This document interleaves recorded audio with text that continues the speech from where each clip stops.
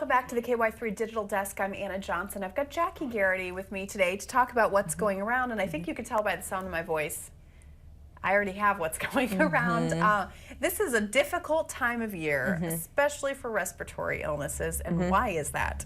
Well, that's because respiratory illnesses are passed through those droplets that we cough, we sneeze, and they get carried to those who are close by to us. And so a lot of times that's at your Christmas functions, that's at your New Year's functions, people under the weather, going out, being around other people.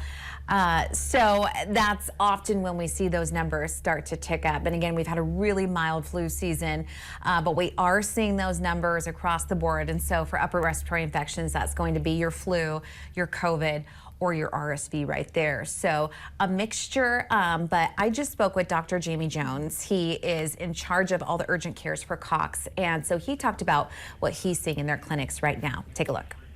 Post-Christmas, we've had a really mild flu year so far. Are you starting to see an uptick in respiratory viruses? Yes, absolutely. Respiratory viruses are definitely starting to increase. I think the big three, that everyone talks about, of course, RSV, COVID, and then flu A and B.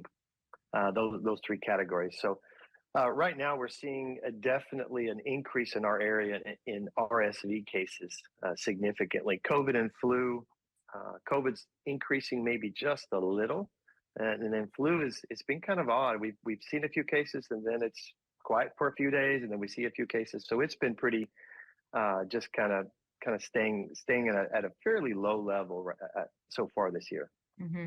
Well, and that's interesting because we know RSV, very scary for young kids. The patients that you're seeing coming in with RSV, are they younger or are they all sorts of ages? It's all sorts of ages. I mean, RSV can affect anyone. For the most part, in older adults or young teens, it tends to be a really bad cold. I would say the difference this year, maybe the observation has been that RSV is a little bit more aggressive or virulent.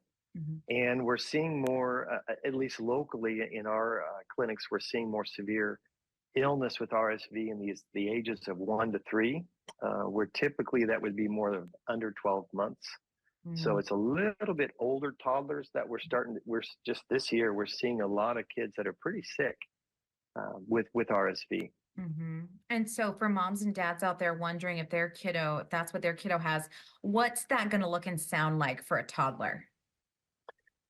Well, typically with RSV, they're going to have a lot of drainage, nasal drainage. They're going to have increased work of breathing, fairly high fevers, and they're going to look sick. These are the kids that start to get dehydrated. They feel terrible. They don't want to eat or drink. And of course, the fever adds to the dehydration, and they start to look fairly sick. They may be wheezing, and those are all things that you need to kind of keep an eye on. And if you're concerned, obviously get them in to see their primary care provider or get them into the urgent care to be checked out.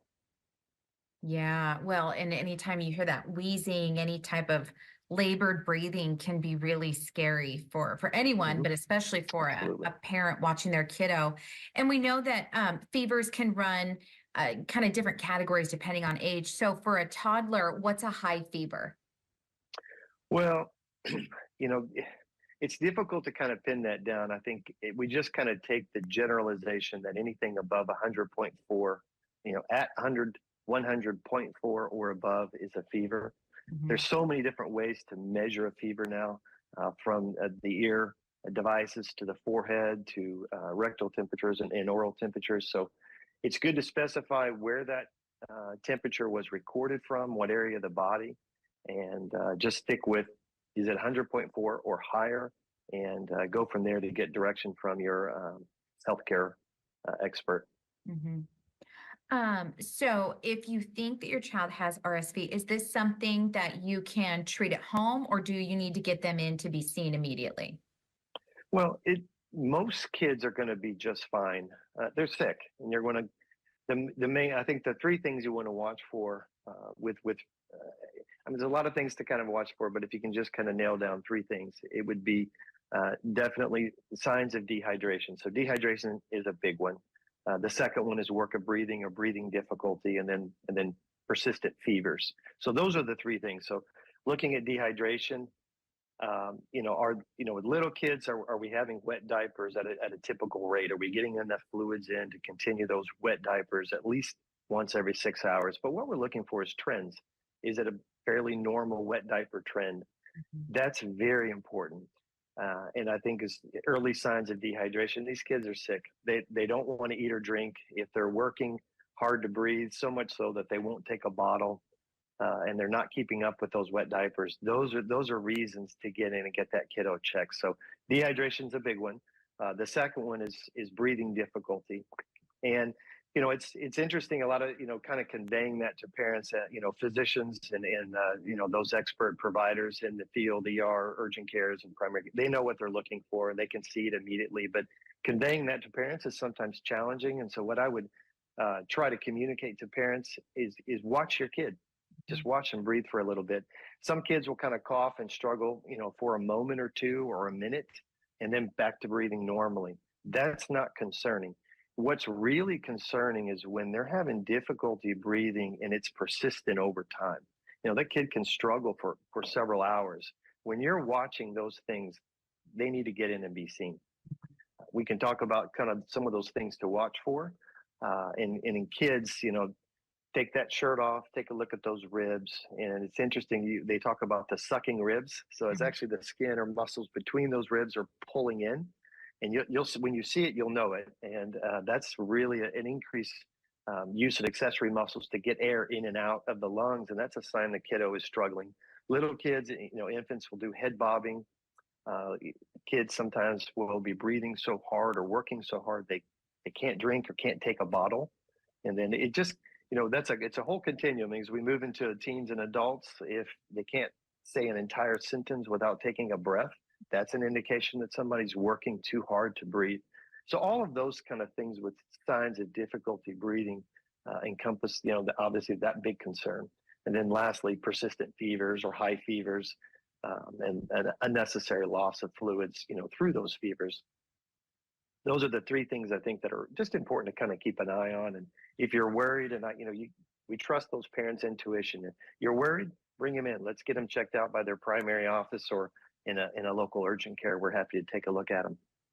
Right. I mean, better safe than sorry. When in doubt, Right. just give a phone call. I've done the advice nurse a lot. If I don't want to load them up and take them because I know they're sick and there's going to be other people that are sick, I'll call the advice nurse and then go from there if they think I need to bring him or her in. We just had one of my little guys had a cough and we ended up getting a nebulizer and things like that because it just wouldn't go away. It was making he was throwing up because he was coughing so hard. And I was like, I don't want to take him in because everybody else is sick there too, but we did. And it was gone within a few days, but it's that time of year right, where we've all just gathered together for Christmas and then New Year's comes. The kids that you're seeing coming in with RSV, is there any indication of where they might have got it? Are these kids that are in preschool or daycare, or they could just really get it from anybody coughing and, expelling those droplets? Right. Yeah, RSV doesn't have a predilection for any age group. So any human being can carry RSV and pass it. So yeah, they can get it anywhere, large groups. And again, we recommend, look, if your kid or if you're sick, cough, sneezing, fever, lots of copious drainage from your nose, just kind of stay away from people until that kind of clears up a little bit. It helps decrease the spread. I mean, I'm a big family, I come from a big family and certainly encourage group gathering and all the fun that can be together. But if you're sick, avoid those things, take care of the people you love and don't try not to pass on these viruses to those folks.